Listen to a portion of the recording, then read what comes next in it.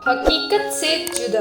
किसी छोटे से गांव के एक छोटे से घर में एक युवा लड़की साक्षी रहती थी। साक्षी का सपना था कि वह एक दिन बड़ी होकर अपनी मेहनत और संघर्ष से कुछ बड़ा करे।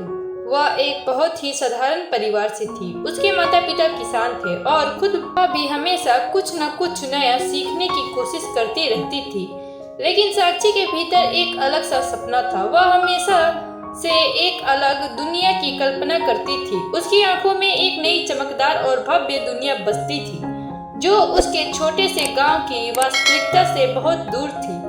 उसे लगता था कि वह इस साधारण सी जिंदगी से कहीं बेहतर जिंदगी जी सकती है, जहां सपने सच होते हो, जहां किसी भी संघर्ष का सामना बिना किसी रुकावट के किया जा सकता हो। एक दिन गांव में एक नया व्यक्ति आया। उसका नाम था अर्जुन। वह शहर से आया था और कुछ समय के लिए गांव में रहने की योजना बना रहा था। अर्जुन एक स्मार्ट, आत्मविश्वासी और दुनिया से बहुत वाकिफ व्यक्ति था। उसे देखकर साक्षी के मन में यह ख्याल आया कि वह भी अर्जुन की तरह अपने सपनों को जी सकती है। अर्जुन के साथ कई बातचीतों के दौरान साक्षी ने जाना कि अर्जुन एक लेखक है और उसने कई किताबें लिखी है। अर्जुन की किताबें पढ़कर साक्षी को एक नई दुनिया का एहसास हुआ। उसने यह समझा कि शायद वह भी अपनी कहानी लिख सकती है और अपनी सोच को दुनिया तक पहुंचा सकती है। साक्षी ने अब अपनी हकीकत से जुदा एक नई दिशा में कदम बढ़ाया। वह अर्जुन से लगातार लेखन के बारे में सीखने लगी और सपने देखने लगी कि एक दिन उसकी किताबें भी प्रसिद्ध होगी। उसका यह सपना बहुत मजबूत था, लेकिन उसे यह समझ नहीं आ रहा था कि यह सब कैसे होगा। उसे लगता था कि उसकी गरीब परिस्थितियां उसके रास्ते में बाधक बन सकती है। अर्जुन ने साक्षी को प्रेरित किया और कहा, साक्षी, अगर तुम अपने सपनों का पीछा करना चाहती हो तो किसी भी बाधा को अपने रास्ते में खड़ा मत होने देना। हर बड़ा कदम छोटे कदमों से ही उठता है। साक्षी ने अब अपने छोटे से गांव को छोड़ने का निर्णय लिया। वह शहर जाने का फैसला करती है ताकि अपनी लेखन यात्रा को एक नई दिशा दे सके। उसे यकीन था कि अब वह हकीकत से जुदा अपने सपनों की ओर बढ़ सकती है। शहर पहुंचने पर साक्षी को पता चलता है कि यह दुनिया बिल्कुल अलग है जो उसने सोचा था। शहर की चकाचौंध और बड़े बड़े सपनों के बीच वह खुद को खोती हुई महसूस करती है। यहाँ लोग व्यस्त रहते थे और किसी को दूसरों की मदद करने का समय नहीं था।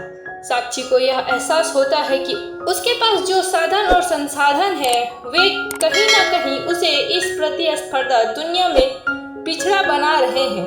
वह नौकरी ढूंढने के लिए कई जगह जाती है, लेकिन हर जगह उसे असफलता ही मिलती है। उसकी मेहनत कभी पूरी नहीं होती और उसे यह समझ में आने लगता है कि शायद उसने हकीकत से जुदा होकर एक ख्वाब देखा था जो अब टूटने के कगार पर है। कुछ महीनों तक शहर की भीड़ भाड़ में खो जाने के बाद साक्षी को यह महसूस होता है कि उसे अपनी पहचान बनानी होगी और अपनी दिशा फिर से सही करनी होगी। उसने तय किया कि वह किसी भी हाल में हार नहीं मानेगी, चाहे जो भी मुश्किलें आए। एक दिन साक्षी को एक छोटे से प्रकाश संस्था में एक काम मिल जाता है, जहां वह लेखन के क्षेत्र में कुछ समय बिताने लगती है। यहाँ उसकी मुलाकात एक महिला संपादक से होती है जिसका नाम था राधा।